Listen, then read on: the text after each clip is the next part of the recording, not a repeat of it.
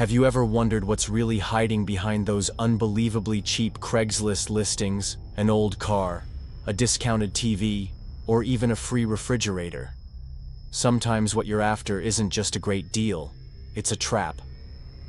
In today's video, you'll hear 4 truly terrifying stories from Craigslist where simple transactions turned into nightmares and a single message could change your life forever. Story 1. The cheap car and the basement. I was 17 looking to buy my very first car. With a tight budget of just $3,000, I wasn't expecting much, just something old but reliable enough to get me to school and work. I checked Craigslist every day, hoping to find something decent. One afternoon, I came across a listing that caught my eye, a 2002 Honda Accord 2-door, under 80,000 miles, for just $2,000. Too good to be true. I messaged the seller right away. He called me almost immediately after. His voice sounded friendly, even polite. When I told him my name was Dan, he laughed and said, "No way, I'm Dan too." There was a slight pause after he said it, like he'd just made the name up. It felt off, but I didn't think too hard about it. The next day, I had my mom drive me to the address he sent. We passed through a rundown neighborhood, old houses, barred windows, graffiti everywhere. My mom glanced around and whispered, "Let's hope the car's not here." But it was.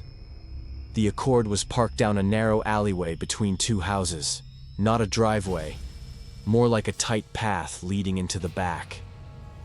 We walked up to the front steps of the house and rang the doorbell. No answer. I knocked. Then a nearby window slid open, and a man's voice called out, "Doors unlocked, just come in." I started to reach for the handle, but my mom stopped me. She looked at me uneasy. "Are you sure about this?" I nodded. Inside the house was dark. The only light came from slivers of sun cutting through dusty window blinds. "Hello?" I called out. "Down here?" a deep voice answered from the back of the kitchen. It didn't sound like the guy I spoke to on the phone. "I'm Dan," I asked, uncertain. Yeah," he replied. His tone was hesitant. My mom grabbed my hand tightly, whispering with a shake in her voice, "We need to leave. Now." Then he said it. "Come downstairs. We'll talk down here, it's quieter." The voice came from the basement. That was all we needed. We turned around and bolted out of the house. As we were getting into the car, a woman from the house next door called out from her porch, "Don't go in there, you hear me? Don't ever go in there." She hurried down and whispered urgently, "I've seen people go in, but I never see them come out. Strange cars park there all the time, especially after midnight." We asked the guy, "His name's Dan, right?" She shook her head. "I swear I've heard him go by Mike. Something." We drove away as fast as we could. I still remember standing at that basement door, that chill crawling up my spine. Back then, I didn't understand why anyone would want to make a deal in a basement without even showing me the car first. But now I know. It was all a setup, a trap, perfectly designed for someone too trusting. Story 2. A great deal turned gunpoint trap. My best friend Chris's family had just bought a new TV. The old one still worked fine, so they decided to sell it on Craigslist to make a couple $100 back. Chris's older brother John posted the ad for their dad, a 55-inch Samsung priced at $200. A week later, a man named Toby called saying he wanted to buy it that very night. Chris's dad Rick saw no problem with that and agreed to meet him at their home at 10 p.m. But when they were already waiting on the porch, Toby called back. He said he was low on gas and asked if they could bring the TV to meet him at a gas station 15 miles away. Rick hesitated, but eventually loaded the TV into his pickup and headed out with Chris and John to the meeting point. At the Circle K, they saw a tall, bald man with a beard standing beside a black Nissan Altima. He introduced himself as Toby looked at the truck and said the TV might not fit in his car. Then he suggested they just follow him to his house. They followed him down a narrow, dark road lined with trees and potholes.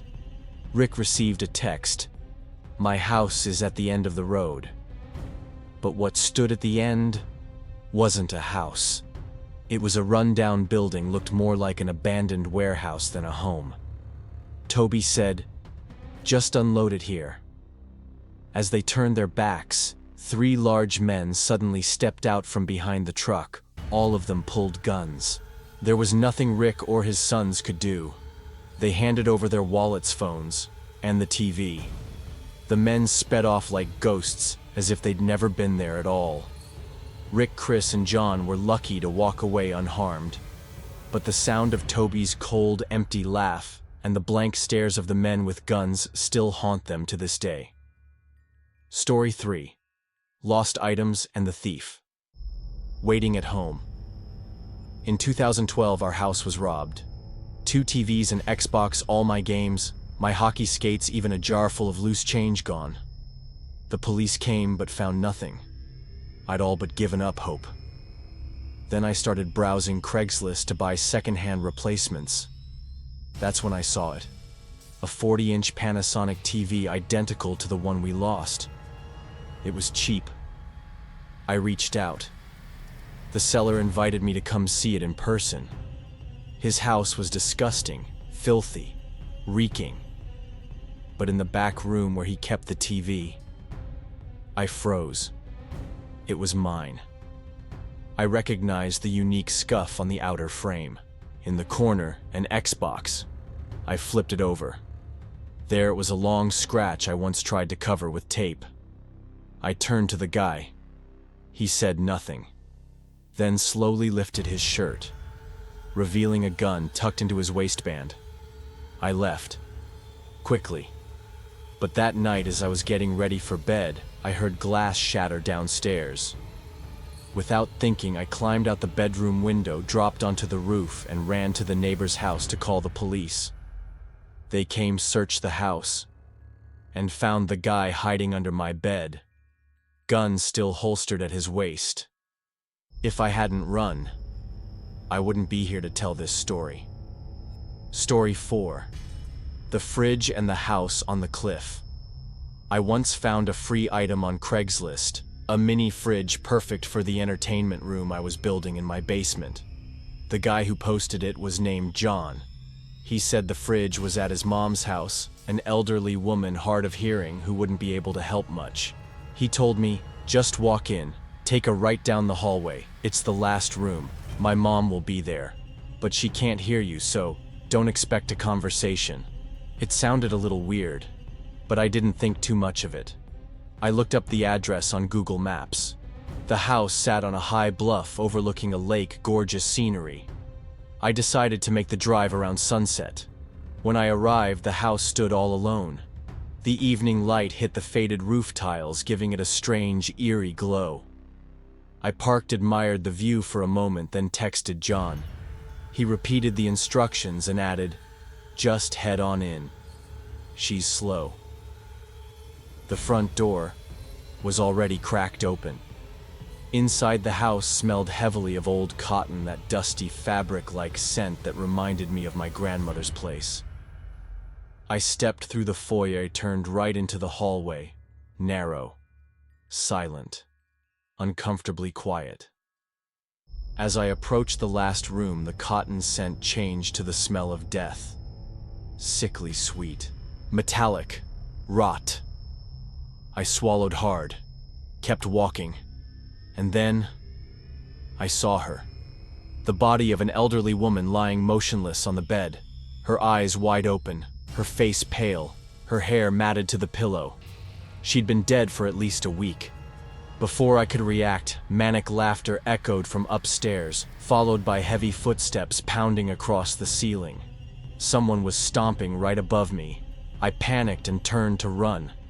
As I opened the front door to flee, I caught a glimpse. A man wearing a surgical mask was staring down at me from the second-floor window.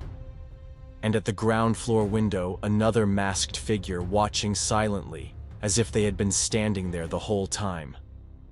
My phone buzzed violently. Multiple messages from John popped up all at once. "Ha ha ha, we saw you. Don't forget the fridge." I jumped in my car and sped away without looking back. I called the police immediately. They arrived at the scene, retrieved the body, and confirmed the woman had been dead for days, no signs of physical trauma. I gave them the texts and John's number. They told me it was a burner, a fake number through an app. Days passed. Nothing about it appeared in the news. No arrests, no updates. No one seemed to know who John was, or whether he had anything to do with the death. But I can't stop thinking about one thing. Was I the first person they invited? Or had they done this to others before me? Thank you for watching until the end of the video. If you've ever had a terrifying experience while buying or selling online, especially through Craigslist or similar platforms, share it in the comments below. Your story might just become the next feature in an upcoming episode. Don't forget to like, share, and subscribe so you won't miss any of the real horror stories told with subtlety, chills, and a haunting edge. See you in the next video, if you dare to watch.